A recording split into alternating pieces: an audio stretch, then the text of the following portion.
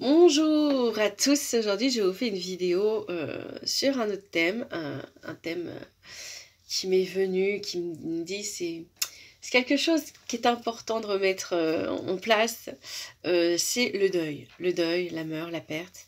Euh, ouais. Alors, bon bah je vais peut-être vous donner des clés que vous connaissez déjà ou ça vous paraît logique, je vais peut-être pas vous apprendre grand-chose. Et peut-être que pour vous, ça va changer, hein, pour vous. Peut-être que ce sera tout le contraire, ça vous aidera à éclaircir et à mieux comprendre euh, ce qu'est le deuil. Le deuil, souvent, quand on parle de deuil, souvent on y voit le deuil lointain, le deuil d'une personne morte, voilà, un décès. Souvent c'est le décès des proches ou quelque chose de... Le deuil, c'est pas quelque chose qui m'est arrivé, ça... Enfin, heureusement, hein, ça... Il y a différents deuils aussi qu'on fait et qu'on se rend même pas compte qu'on les fait. C'est-à-dire déjà tout jeune, on fait des deuils. Tout bébé, on fait des deuils, hein. Puisqu'on grandit, on n'est plus le petit bébé tout seul, on fait ses premiers deuils à chaque étape, apprendre à se mettre assis, apprendre à chaque fois qu'on apprend quelque chose de nouveau, on fait le deuil de quelque chose qui ne sera plus. Et quand on prend cette image, voilà, quand on rentre à l'école maternelle, quand on rentre en crèche, chaque étape de nos vies sont faites de deuil, de choses qu'on doit abandonner. Voilà, cette séparation avec le parent, c'est un deuil. Apprendre à partager ses jouets alors qu'on pense que c'est à soi et que c'est pourquoi on me le prendrait, pourquoi je devrais partager. Tout ça, ce sont des deuils, des petites étapes, mais qui pour autant nous permettent de grandir. Et au fait, chaque deuil nous apporte un nouveau départ, une nouvelle expérience, un nouveau bilan. On passe notre vie à faire des bilans, à faire des étapes, à faire des deuils. Et souvent, quand on perd quelqu'un, personne très proche, personne qu'on a vraiment aimé, qui a été très importante pour nous, parfois on est dans cette incompréhension de se dire pourquoi il est parti trop tôt, pourquoi il a fait ça, surtout que dans les morts violentes, hein, pourquoi, qu'est-ce qu'il a fait, pourquoi il a fait ça. On est dans dans cette compréhension de l'autre, de pourquoi elle a fait telle action, pourquoi elle n'a pas résisté, pourquoi elle ne s'est pas battue plus pour survivre à sa maladie, pour survivre à son accident, qu'importe, pourquoi il n'a pas encore gratté ces quelques années de vie, j'étais pas prête. On pense, mais on est dans ces côtés un peu égoïstes, hein, de se dire que c'est la faute de l'autre, mais pourquoi elle n'a pas fait ci, pourquoi elle n'a pas fait ça. On est dans cette interrogation de pourquoi l'autre il est parti. Mais c'est vraiment quelque chose, au fait, qu'il faut se rendre compte que c'est assez égoïste, hein, de faire porter cette douleur, cette souffrance à l'autre qui est parti. On se dit, oh, il vit mieux maintenant, je vais faire pareil. Pour certaines personnes qui sont dans un deuil très très dur et très profond, hein. Mais on en oublie de se poser les bonnes questions à ce moment-là, où on préfère poser voilà, la faute sur l'autre, alors qu'on devrait se réaligner à soi et faire un bilan. Et comme on a pu le faire quand on est rentré à l'école maternelle, ben voilà, je suis un grand, voilà, je vais y aller, je vais apprendre, puis c'est super amusant. Au début, je panique un peu, oh mais on est plein de monde dans ce cas, et voilà, mais dans ce deuil où on perd quelqu'un, même si on est plusieurs à souffrir, souvent on s'enferme. Ce qui n'est pas vraiment le cas dans les autres deuils, hein. Vous me direz que quand vous êtes rentré à l'école maternelle, ni à l'école primaire, voilà, il y avait plein de gens en même temps. Et pourtant, lors d'enterrement, on vous dire qu'il y a plein de gens aussi, hein. Euh, mais on a l'impression qu'on est quand même plus seul face à sa douleur quand on vit un deuil. Et surtout quand c'est le deuil proche. Le, le- un parent, hein, par exemple un père, une mère, ou un frère, une sœur, un conjoint, un enfant. Là, on se retrouve vraiment seul avec sa douleur. Et il y a forcément, c'est pour ça qu'il y a plusieurs étapes, hein. L'acceptation, le déni, la colère. Enfin, je ne les ai pas mis dans l'ordre. Mais bref, hein, il y a différentes étapes, hein, le rejet, tout ça. Euh, pour permettre d'expulser tout ça. Mais peut-être, je dis bien peut-être, et peut-être à certains niveaux, on peut Arrêter de se dire pourquoi elle a fait ci, pourquoi ça marche pas marché, pourquoi ça arrive à moi, qu'est-ce que j'ai fait dans ma vie pour mériter ça. Toutes ces questions qu'on accorde à l'autre, et plutôt de se poser et de se dire bon, je vais vivre ça. Il est plus là. Mais qu'est-ce que j'en garde? Qu'est-ce qu'il m'a appris? Qu'est-ce que j'ai appris grâce à lui? Qu'est-ce qu'il m'a offert?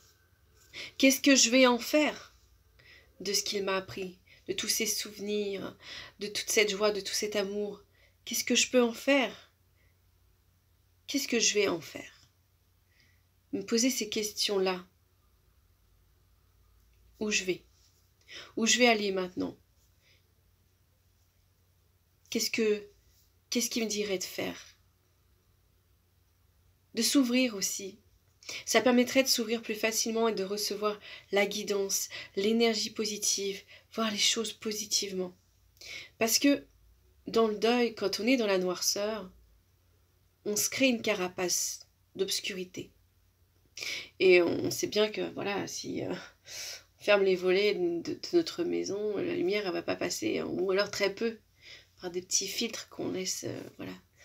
Mais elle ne peut pas nous atteindre aussi facilement que si notre fenêtre elle est ouverte, la lumière va rentrer plus facilement. Et bien c'est pareil avec nos énergies. Quand on est dans notre prison d'obscurité, de douleur, de souffrance, de chagrin, nos idées noires, notre colère, ça crée une carapace d'obscurité autour de nous. Et la lumière, elle ne peut pas venir nous aider. Alors elle essaye de nous guider par intermédiaire de choses, mais on ne les voit même pas, les synchronicités à ce moment-là. Mais si on laisse la lumière et qu'on dit je me dégage, je sais c'est douloureux, mais je laisse passer les choses, je veux entendre, je veux comprendre, et bien là, il y a peut-être une raison de plus de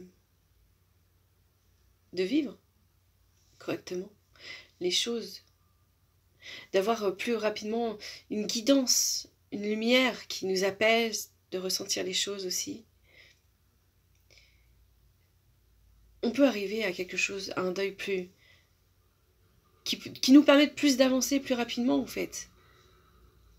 Je pense vraiment que si on change notre vision et on peut forcément, on a le droit évidemment pendant 1-2 jours au moment du choc, au moment on a le droit de passer par ces étapes. Mais c'est comme si on faisait ces étapes de rejet, de colère et de blablabla. Pourquoi il m'arrive ci? Pourquoi tu me fais ça? Pourquoi là, ici, maintenant? Pourquoi t'as pas résisté? Enfin, toutes ces questions, on peut se les poser. C'est humain. Ça fait partie de notre ego et notre façon de réagir. Dans notre déni, dans notre rejet, dans notre colère, dans notre incompréhension, dans tout.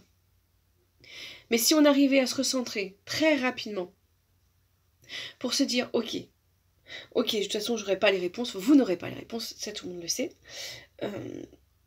Mais de se revenir très rapidement sur soi et de se dire ok, qu'est-ce que je vais retenir de toi? Qu'est-ce que tu m'as apporté? Quelles sont les clés que tu m'as données? Parce que notre rencontre, nos vies, elles ont été là. Elles se sont emmêlées et on a grandi ensemble. Hein, c'est façon de parler. Hein, parents, conjoints, enfants, bref. On grandit tous ensemble. D'une manière différente, mais on grandit tous ensemble. Nos expériences nous permettent d'évoluer, de grandir et de comprendre certaines choses.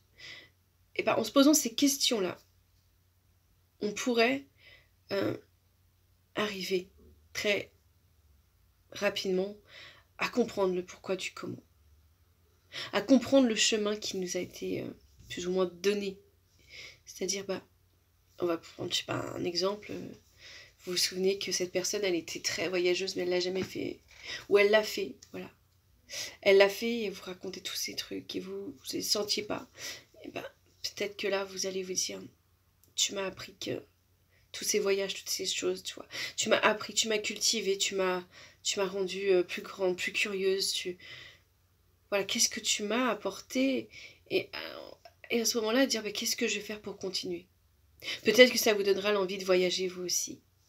De voir le concret de tout, de refaire ce chemin, ou peut-être autre chose, hein, mais d'aller au bout de vos rêves, peut-être, en sachant que cette personne qui vous a quitté, elle a vécu vraiment bien, peut-être pas, de comprendre ses douleurs, enfin, qu'importe. ce que ce serait compliqué, il y a tellement de situations. Tout le monde ne vit pas ses rêves forcément, et pour ça qu'on morceau, c'est pas forcément ça. Mais de se poser ces questions-là permettrait quand même d'avancer plus vite. D'arrêter de se dire pourquoi l'autre, pourquoi l'univers, pourquoi Dieu me fait souffrir, me fait passer cette épreuve, pourquoi elle me retire la personne qui est la plus précieuse pour moi. Et de se dire plutôt, je reviens à moi, ok, j'ai le droit d'être en colère, j'ai le droit de pas comprendre, j'ai le droit d'exprimer cette noirceur. Parce que sinon, après, c'est du déni, et après, ça ne... Voilà. Mais de revenir à soi, pour mieux s'éclairer. Je trouve ça vraiment très important, c'est pour ça que je reviens dessus. Encore.